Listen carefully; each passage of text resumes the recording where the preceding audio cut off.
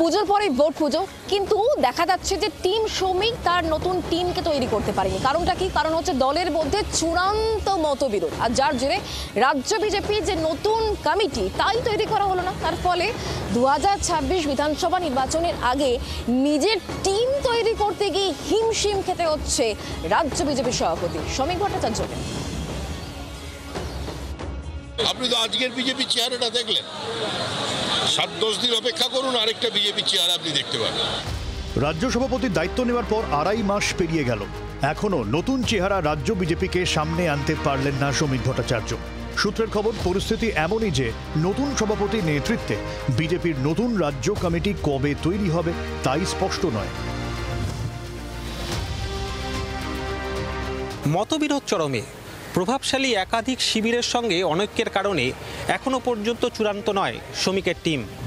পুজোর আগে আদৌ কি বঙ্গ বিজেপির নতুন রাজ্য কমিটির নেতাদের নাম সামনে আসবে? এই মুহূর্তে সংশয় রয়েছে তা নিয়েই। বিজেপি সূত্রে খবর, রাজ্য কমিটির নানা পদে একাধিক নাম নিয়ে আলোচনা চলছে। মহিলা মোর্চা সভানেত্রী হিসেবে এগিয়ে শশী অগ্নিহোত্রী ও রূপা গঙ্গোপাধ্যায়। যুব মোর্চা সভাপতি হিসেবে আলোচনায় তরুণজ্যোতি তিওয়ারি এবং সুরঞ্জন সরকার। সাধারণ সম্পাদক হিসেবেও আলোচনায় একাধিক নাম। দৌড়ে রয়েছেন রিতেশ তিওয়ারি, রাজু বন্দ্যোপাধ্যায়, জগন্নাথ চট্টোপাধ্যায়, লকেট চট্টোপাধ্যায় এবং জ্যোতির্ময় সিং মাহাতোরা। বিজেপির গঠনতন্ত্র অনুযায়ী রাজ্য সভাপতির পরেই দলের দ্বিতীয় গুরুত্বপূর্ণ পদ সাধারণ সম্পাদক সংগঠন। সূত্রের খবর, এই পদে কোনো পরিবর্তন হবে কিনা তা আরএসএস ঠিক করবে। তবে গেরুয়া শিবিরের অন্দরে কান পাতলে শোনা যাচ্ছে, বর্তমানে সাধারণ সম্পাদক সংগঠনের দায়িত্বে থাকা অমিতাভ চক্রবর্তী আগামী বিধানসভা ভোটে দাঁড়াতে চান।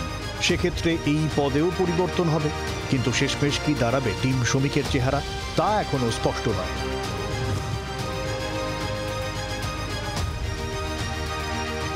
রাজ্য বিজেপির একটি সূত্র বলছে, দলের একাধিক প্রভাবশালী নেতাই নতুন রাজ্য কমিটিতে নিজের লোক চাইছেন।